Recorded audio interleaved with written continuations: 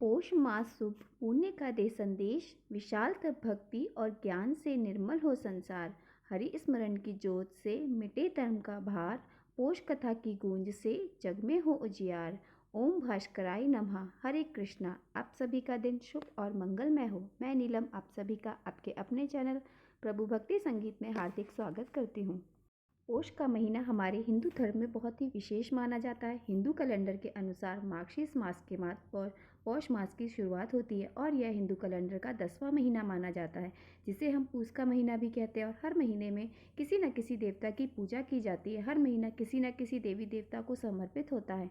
जैसे कि कार्तिक मास में भगवान श्री कृष्ण और तुलसी जी की पूजा होती है और विष्णु जी भगवान की पूजा होती है। मार्गशीर्ष मास में भगवान कृष्ण और भगवान विष्णु की पूजा की जाती है। उसी तरह से पौष के महीने में भगवान विष्णु और साथ ही सूर्य देवता की पूजा की जाती है। यह महीना विशेष रूप से सूर्य देवता और पितरों को समर्पित होता है। इस महीने में सूर्य देव की पूजा करने से, सूर्य देव को अर्घ देने और हर दिन नियम से सूर्य देवता की कथाएं सुनने से न केवल सूर्य देवता की कृपा होती है बल्कि पितरों को भी आशीर्वाद प्राप्त होता है। वैसे तो पूरे पौष के महीने में ही सूर्य देवता की पूजा करनी चाहिए, लेकिन जो लोग पूरे महीने पूजा ना कर पाए उन्हें पौष महीने के हर रविवार को पूजा करके सूर्य देव को अर्घ देकर यदि हो सके तो उपवास भी रखना चाहिए। आज से आप हमारे चैनल पर हर दिन पौष नियम के पौष मास के महात्म्य की कथाओं का रसपान करेंगे, जिसके लिए अगर आप हमारे चैनल को अभी तक सब्सक्राइब नहीं किया है तो आप सब्सक्राइब जरूर कर लीजिए और अगर वीडियो पसंद आए तो वीडियो को लाइक जरूर कीजिए। अब हम जानते हैं पौष मास का महत्व क्या है, इस महीने में कौन से देवता की पूजा करनी चाहिए, इस महीने के नियम क्या होते हैं, पूजा विधि क्या होती है और कौन सा कार्य इस महीने में जरूर करना चाहिए, कौन सा ऐसा कार्य है जो भूलकर भी नहीं करना चाहिए। कि मैंने बताया पौष मास में विष्णु भगवान और सूर्य देव की पूजा की जाती है। पौष मास में कोई भी शुभ कार्य नहीं किया जाता है, लेकिन ईश्वर की उपासना विशेष तौर पर सूर्य और पितरों की उपासना के लिए यह समय सबसे उत्तम माना जाता है। पौष का महीना भगवान सूर्य को समर्पित होता है। इस महीने में भगवान सूर्य की पूजा करने से, भगवान सूर्य को जल अर्पित करने से बहुत सारी परेशानियां समाप्त हो जाती हैं। इसके अलावा इस महीने में गुरुदेव बृहस्पति की आराधना की जाती है। जगत के पालनहार भगवान श्री हरि विष्णु की पूजा की जाती है। इनकी पूजा करने से घर में खुशहाली आती है, जीवन में मान सम्मान बढ़ता है, धन की प्राप्ति होती है, अच्छे स्वास्थ्य की प्राप्ति होती है, लंबे आयु की प्राप्ति होती है। कहा जाता है पौष मास में अगर हम सूर्य की आराधना करते हैं तो बल, विद्या, बुद्धि, आयु और संताप्ति की प्राप्ति होती है, मतलब वंश की वृद्धि बढ़ती है, धन की वृद्धि और इसके साथ ही मान सम्मान, परिवार में प्रतिष्ठा की प्राप्ति होती है। तो ये जो महीना होता है, यह पौष का महीना, भगवान सूर्य देव की विशेष पूजा की जाती है इस महीने में, क्योंकि मकर संक्रांति के दिन उत्तरायण हो जाता है, जो भी भगवान सूर्य की पूजा का विशेष दिन माना जाता है। पौष महीने का प्रारंभ आज से यानी 16 दिसंबर से हो रहा है। पौष मास को छोटा पितृपक्ष भी कहा जाता है। मान्यता है इसमें पूर्वजों की आत्मा की शांति के लिए जो पिंडदान किया जाता है, उनकी शांति के लिए तर्पण किया जाता है या फिर श्राद्ध कर्म किया जाता है तो जन्म मरण के बंधन से मुक्ति मिल जाती है, पितरों की आत्मा को शांति मिलती है और पितृदोषों से मुक्ति मिलती है। पौष मास की पूर्णिमा को चंद्रमा पुष्य नक्षत्र में होता है, इसलिए इसका नाम पौष रखा गया। हिंदू धर्म में सूर्य को प्रधान देवता माना गया। ग्रंथों के अनुसार पौष मास में सूर्य के भगवान स्वरूप की पूजा की जाती है। शास्त्रों में ऐश्वर्य, धर्म, लक्ष्मी, ज्ञान और वैराग्य भी भाग्य होता है, इनके युक्त को ही भगवान माना गया है। तो ग्रंथों में बताया गया है पौष मास में भगवान भास्कर को 11,000 किरणों के साथ तप कर सर्दी से राहत देते हैं। मान्यता है पौष मास में भगवान सूर्य की पूजा करने से सेहत अच्छी रहती है और उम्र भी बढ़ती है। आदित्य पुराण के अनुसार पौष मास में रोजाना तांबे के बर्तन में शुद्ध जल डालकर लाल चंदन और लाल रंग के फूल डालकर ओम सूर्याय नमः मंत्र का जप करते हुए अर्घ देना चाहिए। इससे बड़ी से बड़ी गंभीर बीमारियों से राहत मिलती है और व्यक्ति तेजस्वी भी बनता है। पौष मास के हर रविवार को व्रत भी रखा जाता है। पौष के महीने में अमावस्या, संक्रांति, पूर्णिमा और एकादशी पर विशेषकर पितरों की पूजा करें, श्राद्ध करें। इससे पितृदोष दूर होता है, काल सर्प से छुटकारा मिलता है और तमाम बाधाओं का नाश होता है। इस महीने में दान दक्षिणा का विशेष महत्व है। आप चाहें तो सर्दी के कपड़े भी दान कर सकते हैं। मैंने आपको इस मास से जुड़ी सारी विशेष जानकारियां आपको दे दी हैं। अब हम आज की कथा सबसे पहले प्रारंभ करते हैं श्री गणेश भगवान की कथा से। ओम श्री गणेशाय नमः। आप सभी भक्तों का हार्दिक स्वागत है। आज की कथा में भगवान गणपति आप सभी के जीवन की हर बाधा को दूर करें और सब कष्ट को हर ले। सबसे पहले भगवान गणपति का ध्यान करके बोलते हैं ओम गणेशाय नमः। एक कथा के अनुसार एक समय की बात है, भगवान विष्णु का विवाह माता लक्ष्मी के साथ निश्चित हुआ और विवाह की सभी तैयारियां होने लगी।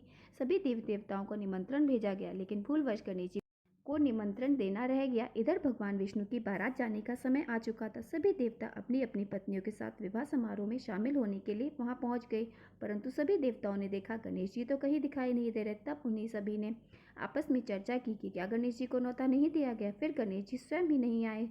फिर सभी को इस बात पर बहुत आश्चर्य हुआ। इस बात पर उन सभी ने भगवान विष्णु से कारण पूछा। अब विष्णु भगवान ने पूछने पर उन्होंने कहा, हमने गणेश जी के पिता भगवान भोलेनाथ और माता पार्वती को न्योता भेजा था। यदि गणेश जी अपने पिता के साथ आना चाहते तो आ जाते, अलग से न्योता देने की क्या आवश्यकता ही नहीं थी।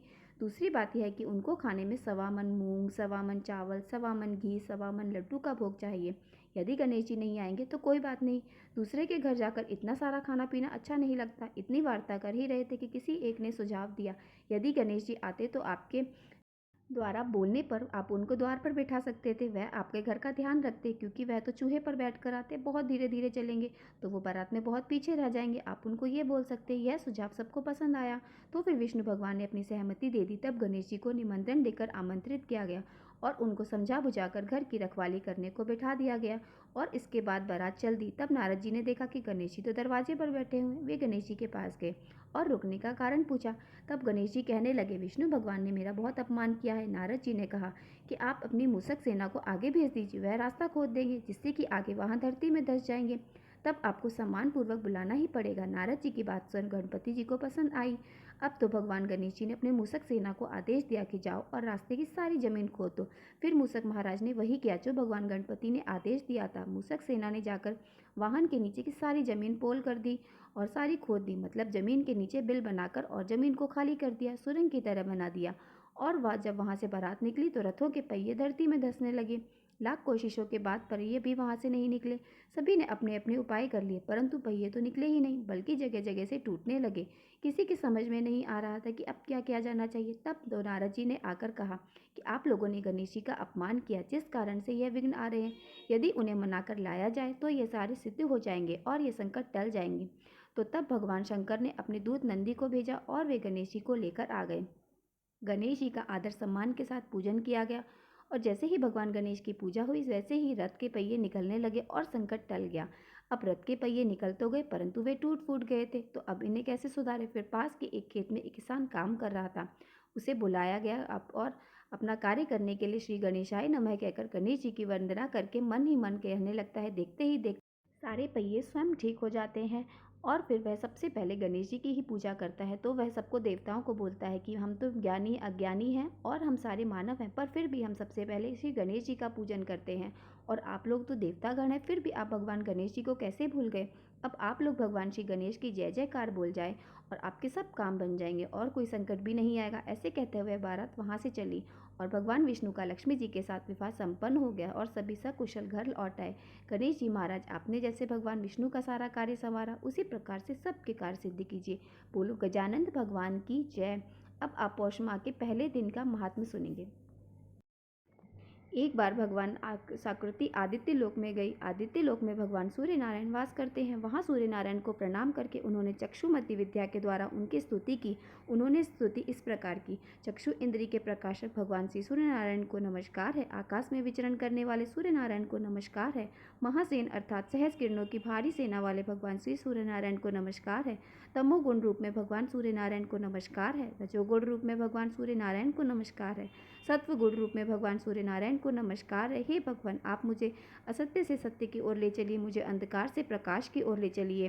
भगवान सूर्य सूचि रूप है और वे अपत्य रूप हैं। उनके रूप को कहीं तुलना नहीं की जा सकती। जो अखिल रूपों को धारण कर रहे हैं तथा रश्मि मालाओं से मंडित हैं, उन ज्ञात वेदा अर्थात सर्वज्ञ अग्नि रूप स्वर्ण सुरदेश प्रकाश वाले ज्योति स्वरूप और तपन वाले भगवान भास्कर को हम स्मरण करते हैं कि वी सहस्त्र किरणों वाले और सत प्रकार से सुशोभित भगवान सूर्य नारायण समस्त प्राणियों के समक्ष उनकी भलाई करें और उदित हो रहे हैं, जो उनकी भलाई करते हैं, जो हमारे नेत्रों के प्रकाशक हैं। उन अदिति नंदन भगवान श्री सूर्य को नमस्कार है। हे दिन का भार वहन करने वाले विश्ववाहक सूर्य देव के प्रति हमारा सब कुछ आदर समर्पित है।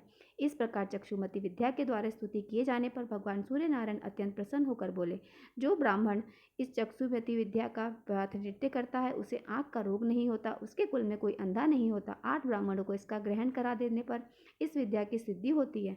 जो इस प्रकार जानता है वह महान हो जाता है। इस प्रकार सूर्य नारायण देव की स्तुति की जाती है। एक समय व्यास जी के शिष्य महर्षि सुमंतु और वशिष्ठ परामर्श जिस जमिनी याज्ञवल्क्य और गौतम, वैशंपायन, शौनक के अंगिरा और भारद्वाज आदि महर्षिगण पांडव वंश में समुत्कर्षियों का अर्घ देने से आदि से विधिवत सत्कार किया और उन्हें उत्तम आसनों पर बिठाया तथा भली भांति उनका पूजन कर विनय पूर्वक इस प्रकार प्रार्थना की, हे महात्माओं, आप लोगों के आगमन से मेरा जन्म सफल हो गया। आप लोगों के स्मरण मात्र से ही मनुष्य पवित्र हो जाता है। फिर आप लोग मुझे दर्शन देने के लिए यहाँ पधारे हैं, इसलिए मैं आज धन्य हो गया। प्रभु, आप कृपा करके मुझे उन पवित्र और पुण्य में धर्मशास्त्रों की कथा सुनाई जिनके सुनने से मुझे परम गति की प्राप्ति हो। तब ऋषियों ने कहा, राजन, इस विषय में आप हमारे सबके गुरु साक्षात नारायण स्वरूप भगवान वेद व्यास से निवेदन कीजिए कि वे बड़े कृपालु हैं, सभी प्रकार के शास्त्रों के और विधाओं के ज्ञाता हैं, जिसके स्मरण मात्र से मनुष्य सभी पापों से मुक्त हो जाता है। उस महाभारत ग्रंथ के रचयिता भी यही हैं। राजा शतानिक ने ऋषियों के कहे अनुसार फिर सभी शास्त्रों के जानने वाले भगवान वेद व्यास से प्रार्थना पूर्वक जिज्ञासा की कि हे प्रभु, आप मुझे धर्मम पूर्ण कथाओं का श्रवण कराएं, जिससे मैं पवित्र हो सकूं और इस संसार से मेरा उद्धार भी हो जाए। तब व्यास जी कहने लगे, राजन, यह मेरा शिष्य सुमंतु महान तेजस्वी और समस्त शास्त्रों का ज्ञाता है, यह आपकी जिज्ञासा को अवश्य पूर्ण करेगा। मुनियों ने भी इस बात का आमोदन किया और तदनंतर राजा शतानिक ने महामुनि सुमंतु से उपदेश करने के लिए प्रार्थना की, हे देवश्रेष्ठ, आप कृपा कर उन पुण्यमय कथाओं का वर्णन कीजिए जिनके सुनने से सभी पाप नष्ट हो जाते हैं और शुभ फलों की प्राप्ति होती। तब महामुनि सुमंतु कहने लगे, हे राजन, धर्मशास्त्र सबको पवित्र करने वाले, सबके सुनने से मनुष्य सभी पापों से मुक्त हो जाता है। बताओ, तुम्हारी क्या सुनने की इच्छा है? तब राजा शतानिक ने कहा, ब्राह्मण देव, वे कौन से धर्मशास्त्र है जिनके सुनने से मनुष्य सभी पापों से मुक्त हो जाता है? सुमंतु मुनि कहने लगे, हे राजन, मनु, विष्णु, यम, अंगिरा, वशिष्ठ, दक्ष, संवर्त, ताप, पराशर, आप स्तंभ, उपासना, कात्यायन, बृहस्पति, गौतम, संख, लिखित, हरित तथा अत्रि ऋषियों द्वारा रचित मनवादी बहुत से धर्मशास्त्र हैं। इन धर्मशास्त्रों को सुनकर और उनके रहस्यों को भली भांति हृदय में आत्मसात कर मनुष्य देवलोक में जाकर परम आनंद को प्राप्त करता है, इसमें कोई संदेह नहीं। तब शैतानी ने कहा कि प्रभु, जिन धर्मशास्त्रों को आपने कहा इन्हें मैंने सुना है, अब इन्हें पुनः सुनने की इच्छा नहीं है। कृपा कर आप चारों वर्णों के कल्याण के लिए जो उपयुक्त धर्मशास्त्र उसे बतलाएं। तब सुमंतु मुनि कहने लगे, महाबाहो, संसार में निम्न प्राणियों के उद्धार के लिए 18 महापुराण, श्री राम कथा तथा महाभारत आदि सदग्रंथ नौका रूपी साधन माने जाते हैं। 18 महापुराण और 8 प्रकार के व्याकरण को भली भांति समझकर सत्यवती के पुत्र वेद व्यास जी ने महाभारत संहिता की रचना की, जिसे सुनने से मनुष्य ब्रह्म हत्या के पापों से मुक्त हो जाता है। इनमें 8 प्रकार के व्याकरण यह हैं: ब्रह्मा, ऐन्द्र, याम्य, सावित्र और वैष्णव, ब्रह्मा, पद, विष्णु, शिव, भागवत, नारदीय, मार्केंड, आग्नि, भविष्य, ब्रह्मा, वैवर्त लिंग, वराह, स्कंद, वामन, कूर्म, मत्स्य, गरुण तथा ब्रह्मांड। यह 18 महापुराण है। यह सभी चारों वर्णों के लिए उपकार हैं। इनमें से आप क्या सुनना चाहते हैं? तब राजा तनी ने कहा, हे विप्र, मैंने महाभारत सुनी है, श्री राम कथा भी सुनी है, अन्य पुराणों को भी सुना है। अब मेरी इच्छा है आप मुझे ज्येष्ठ मास महात्म्य सुनाएं। तब सुमंतु मुनि कहने लगे, हे राजन, आपने बहुत उत्तम बात पूछी है। मैं आपको ज्येष्ठ मास महात्म्य की कथाएं सुनाता हूँ, जिनके श्रवण करने से ब्रह्म हत्या आदि बड़े बड़े पाप नष्ट हो जाते हैं। इतना ही नहीं, अश्वमेध यज्ञ आदि यज्ञों का पुण्य फल भी प्राप्त होता है और अंत में सूर्य लोक की प्राप्ति होती है, इसमें कोई संदेह नहीं। यह उत्तम महात्म्य में पहले ब्रह्मा जी द्वारा कहा गया। सुमंतु मुनि ने कहा, राजन, अब मैं तुम्हें धनवर्धन नामक वैश्य की कथा सुनाता हूँ, जिससे उचिष्ट भोजन अर्थात झूठा भोजन किया और उसके बाद उसका क्या परिणाम हुआ, इसे भी सुनिए। तब सुमंतु मुनि कहने लगे, हे राजन, सतयुग की बात है। पुष्कर क्षेत्र में धन धान्य से संपन्न धन वर्षा एक दिन वह ग्रीष्म ऋतु में मध्याह्न के समय वैश्य कर्म से संपन्न कर अपने पुत्र, मित्र अथवा बंधु बांधव के साथ भोजन कर रहा था। इतने में ही अचानक उसे बाहर से करुण शब्द सुनाई दिया। उस शब्द को सुनते ही वह बाहर आ पहुंचा और आवाज बंद हो गई। फिर लौटकर वह उस वैश्य ने पात्र में जो छोड़ा हुआ भोजन था उसे खा लिया। भोजन करते ही उसे वैश्य की मृत्यु हो गई और इसी अपराधवश परलोक में उसकी दुर्गति हुई। इसलिए छोड़े हुए भोजन को फिर कभी नहीं खाना चाहिए, अधिक भोजन भी नहीं करना चाहिए। इससे शरीर में अत्यधिक रस की उत्पत्ति होती है, जिससे प्रतिश अर्थात जुकाम, मंदाग्नि, ज्वर आदि अनेकों रोग उत्पन्न हो जाते हैं। उजीर्ण हो जाने से स्नान, दान, तप, होम, तर्पण, पूजा आदि कोई भी पुण्य कर्म ठीक से संपन्न नहीं हो पाते। अति भोजन करने से अनेक रोग उत्पन्न होते हैं, आयु घटती है, लोक में निंदा होती है और अंत में सद्गति भी नहीं आती। और उचिष्ट मुख से अर्थात झूठे मुंह से कभी भी नहीं जाना चाहिए, सदा पवित्रता से रहना चाहिए। पवित्र मनुष्य यहाँ सुख से रहता है और अंत में स्वर्गलोक को जाता है। तब राजा ने पूछा, हे मुनीश्वर ब्राह्मण, किस कर्म के करने से पवित्र होता है, इसका भी आप वर्णन कीजिए। सुमंतु मुनि कहने लगे, हे राजन, जो ब्राह्मण विधि पूर्वक आचमन करता है वह पवित्र हो जाता है और सत्कर्मों का अधिकारी हो जाता है। आचमन की विधि यह है कि हाथ पांव धोकर पवित्र स्थान पर में आसन के ऊपर पूर्व अथवा उत्तर की ओर मुंह करके बैठे, दाहिने हाथ को जानु के भीतर रखकर चरण बराबर रखकर तथा शिखा में संधि लगाएं और फिर उष्णता और फेन से रहित निर्मल और शीतल जल से आचमन करें। खड़े खड़े बात करते करते इधर उधर देखते जल्दी और क्रोध युक्त कभी भी आचमन नहीं किया जाता है।